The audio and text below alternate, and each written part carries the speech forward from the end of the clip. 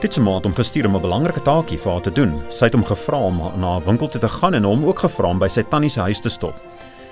Die winkel in sy tannie se huis was nie juis naby gewees nie. Titch het diep in die bosse van Noord-Zambië gebly. Om die taakie te verrig, sou hy met sy fiets dorp toe moes ry. Dit sou 'n hele uur neem om daar te kom en nog 'n uur om weer terug te ry huis toe.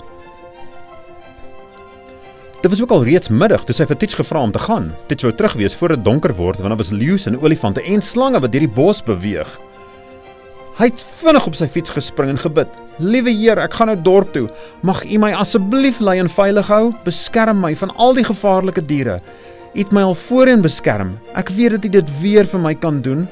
Amen." Terwyl op sy fiets dorp toe ry, sing hy sy gunsteling liedere. Hy het veral gehou van die lied "Hy lei my", en hy het dit met oorgawe gesing. Toe Titch by die dorp aankom, het hy reg deur die winkel gegaan en suiker, sout, kookolie en wasgoedseep gekoop. Daarna het hy na sy tannie se huis gegaan en die sak met klere vir sy ma opgetel. Maar die uitstapie het bietjie langer gevat as hy gedink het. Die son het al begin sak toe hy huis toe begin ry. Lang skaduwees het oor die grond geval en dit begin donker word.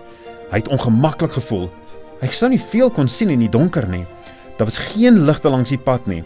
Hy het slegs 'n klein flitsie by hom gehad, maar dit was nie helder genoeg om die pad voor hom te verlig nie. Titch het vinniger getrap. Hy wou by die huis kom voordat dit regtig donker raak. Toe sien hy 'n kort pad.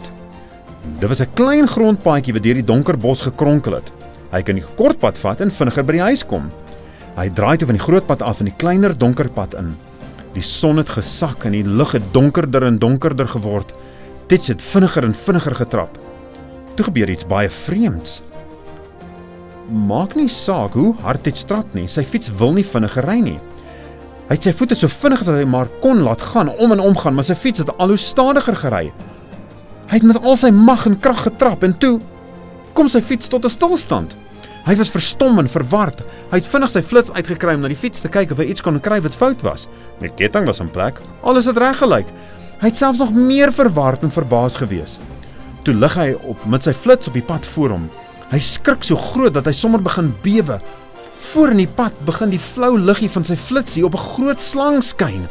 Die slang was omtrent 4 meter lank en van links na regs oor die hele pad gelê. As hy bly ry het met sy fiets, sou hy bo oor die slang gery het. Titch het gebid voordat hy sy huis verlaat het en nou het hy weer gebid. My God, baie dankie dat U my lewe gered het. Ek bid nou dat hierdie slang sal weggaan, dat ek huis toe kan gaan. Amen. Toe hy sy oë oopmaak, begin die slang weg te seil en verdwyn die donkerte in. Titch het teruggeklim op sy fiets en die pedale het perfek gewerk. Hy het vinnig huis toe gery. By die huis het sy ma met oorgawe presies vertel wat gebeur het. Ek kon nie verstaan hoekom my fiets nou vorentoe wou gaan nie, het hy gesê. Maar nou weet ek, God het my fiets teruggehou om my te red van die gevaarlike slang.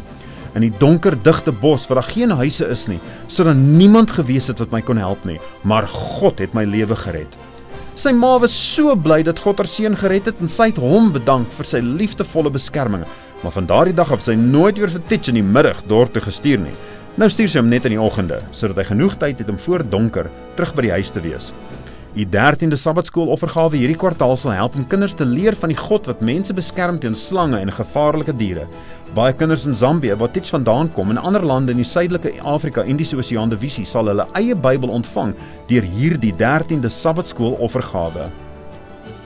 Dankie vir U beplande bydrae vir hierdie groot projek.